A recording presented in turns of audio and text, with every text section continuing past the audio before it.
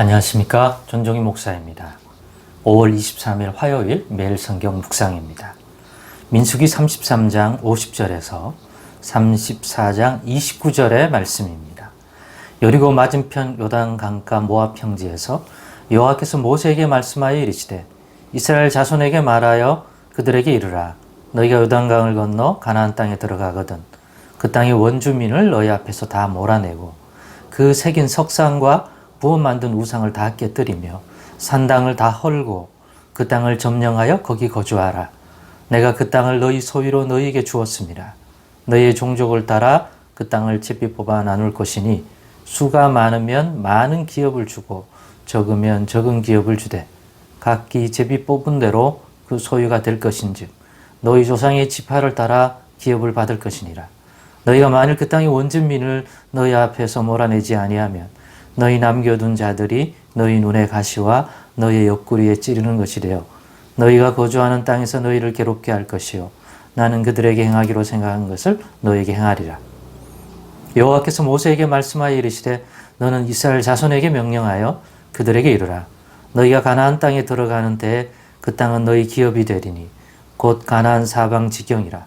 너희 남쪽은 에돔 곁에 접근한 신광야니 너희 남쪽 경계는 동쪽으로 여매 끝에서 시작하여 돌아서 아그라빔 언덕 남쪽에 이르고 신을 지나 가데스 바네아 남쪽에 이르고 또 하살라다를 지나 아스몬에 이르고 아스몬에서 돌아서 애굽 시내를 지나 바다까지 이르느니라. 서쪽 경계는 대가 경계가 되나니 이는 너희의 서쪽 경계니라. 북쪽 경계는 이러하니 대에서부터 호르산까지 그어라. 호르산에서 그어 하맛 어기에 이르러 스닷에 이르고 그 경계가 또 시브론을 지나 하살 에난에 이르나니 이는 너희 북쪽 경계니라. 너희 동쪽 경계는 하살 에난에서 그어 스밤에 이르고 그 경계가 또 스밤에서 리블라로 내려가서 아인 동쪽에 이르고 또 내려가서 긴네렛 동쪽 해변에 이르고 그 경계가 또 요단으로 내려가서 염해에 이르나니 너희 땅의 사방 경계가 이러하니라. 모세가 이스라엘 자손에게 명령하여 이르되 이는 너희가 제비 뽑아 받을 땅이라. 여호와께서 이것을 9지파 반쪽에게 주라고 명령하셨나니 이는 루벤 자손의 지파와 갓 자손의 지파가 함께 그들의 조상의 가문에 따라 그들의 기업을 받을 것이며 므낫세의 반쪽도 기업을 받았음이니라. 이 두 지파와 그 반지파는 여리고 맞은편 요단 건너편 곧 해 돋는 쪽에서 그들의 기업을 받으리라. 여호와께서 또 모세에게 말씀하여 이르시되 너에게 땅을 기업으로 나눌 자의 이름은 이러하니 제사장 엘르아살과 눈의 아들 여호수아니라. 너희는 또 기업의 땅을 나누기 위하여 각 지파의 한 지휘관씩 택하라.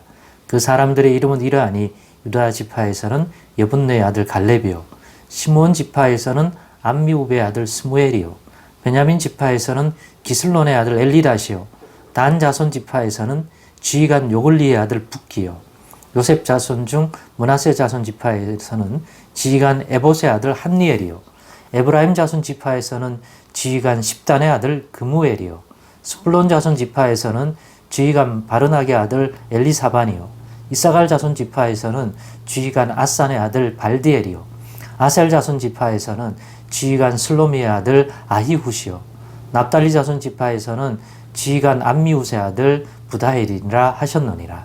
이들이 여호와께서 명령하사 가나안 땅에서 이스라엘 자손에게 기업을 받게 하신 자들이니라.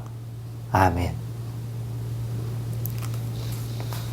네, 오늘은 그 땅에 들어가면 반드시 해야 할 일, 그 땅에 들어가면 반드시 해야 할 일이라는 제목으로 묵상 나눔을 갖겠습니다.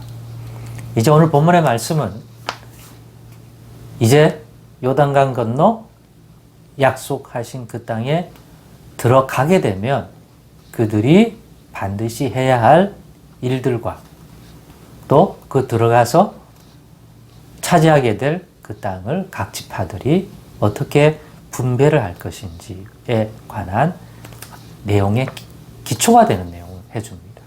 그러려면 어디까지가 하나님이 우리에게 주시고 또 자신들이 들어가서 거주하게 될 땅인지를 그 아웃라인, 그 경계를 알아야 그 경계선 안에서 각 지파별로 자기들의 분깃으로 준 그 유업으로 물려줄 그 땅을 정할 거 아닙니까?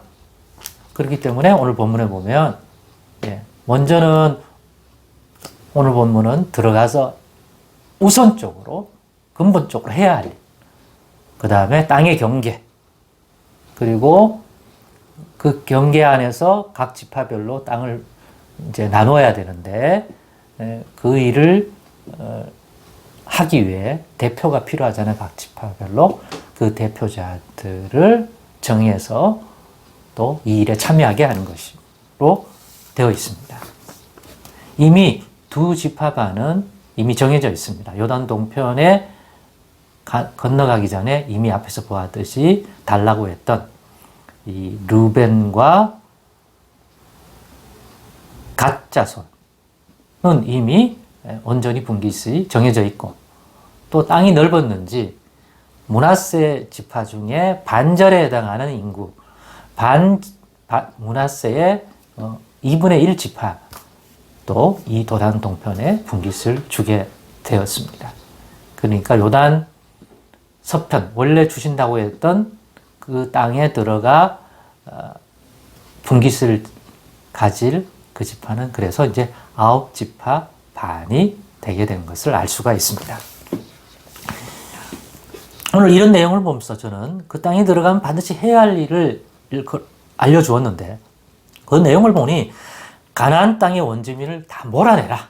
같이 거주하지 말고 그 땅에서, 주실 땅에서 몰아내라.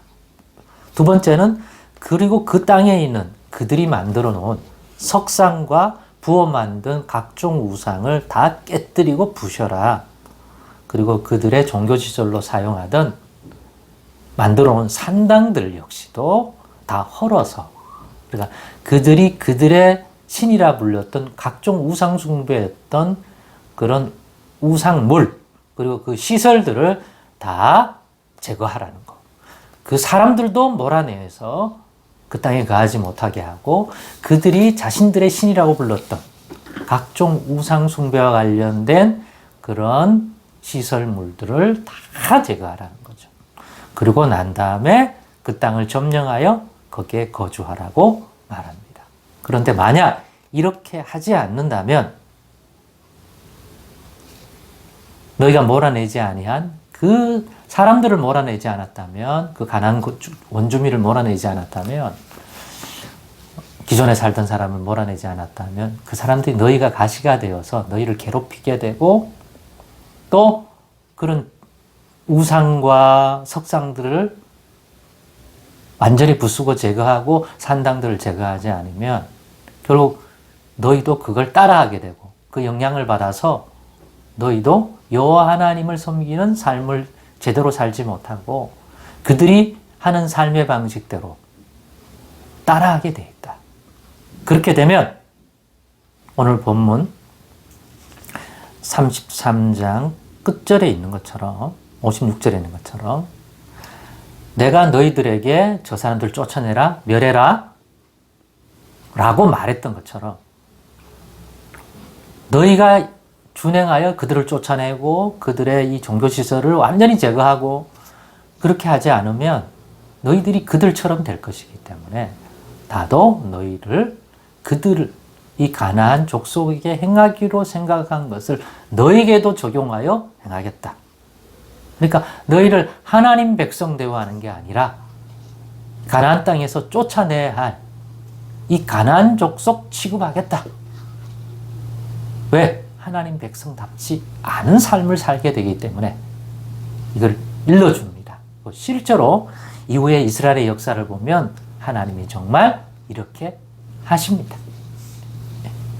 이걸 보면서 어떤 생각을 가지게 됐냐면 하나님의 백성다움은 하나님이 주신 이러한 말씀을 따를 때 자리 잡는다. 가나안 땅의 원주민을 몰아내라. 그 땅에 있는 석상과 우상을 깨뜨리고 그 산당을 제거하라. 그러지 않으면 이것들이 가시가 되어 너희들이 마치 가나안 사람 비슷하게 될 것이다. 그렇게 되면 나는 하나님 백성답지 않은 너희를 하나님 백성에게 허락한 이러한 내용을 가지고서 대우하는 게 아니라 쫓아내야 할 가나안 족속들을 내가 행하기로 마음먹은 것을 너희에게도 행하겠다. 너희도 이 땅에 거하기에 합당한 하나님의 자손이 아닌 모습을 지니기 때문에 쫓아내겠다는 얘기나 마찬가지죠. 그러니 하나님이 이 주신 약속을 이 땅에서 온전히 누리기 위해서 가장 기본적으로 해야 할 것들은 하나님이 주신 이 말씀대로 그 땅에 있는 사람을 쫓아내고 여호와를 섬기지 않는 그들을 쫓아내고 그들의 이러한 풍속도 따라하지 않기 위하여 철저히 하나님의 말씀에 의거해서 그 땅을 점령하고 거기 거하는 것이죠. 즉 하나님 백성다움은 하나님이 주신 말씀을 따를 때 자리 잡고, 그러면 하나님도 하나님 백성에게 행하기로 했던 그 모든 선한 것과 복된 것들을 누리게 해 주실 것입니다. 오늘도 예수 그리스도 안에서 동일한 교훈이 있다고 생각합니다. 우리가 어떻게 해야 예수 그리스도에 믿는 그리스도인답게, 또 예수를 통하여 하나님 백성으로 부름받은 자답게 살아갈 수 있습니까? 그렇지 못하고 또 안 믿는 세상처럼 살아간다면 세상 사람 대우하듯이 하나님이 하시고 싶지 않겠습니까? 우리가 하나님 백성다움을 어디서부터 가지게 될까요? 하나님이 그렇게 살라고, 그렇게 백성다움을 만들어 주려고 우리에게 주신 말씀을 따를 때 이루어진다. 꼭 기억하시고 오늘도 말씀을 통하여 우리에게 주신 말씀이 어떤 가치를 지니고 있는지 다시 한번 점검해보고 그 말씀을 붙드는 우리들 모두 되십시다. 기도하겠습니다. 하나님 감사합니다. 오늘 말씀도 깨닫게 도와주시고 믿음의 양식으로 받게 하여 주옵소서. 예수 그리스도의 이름으로 기도드리옵나이다. 아멘.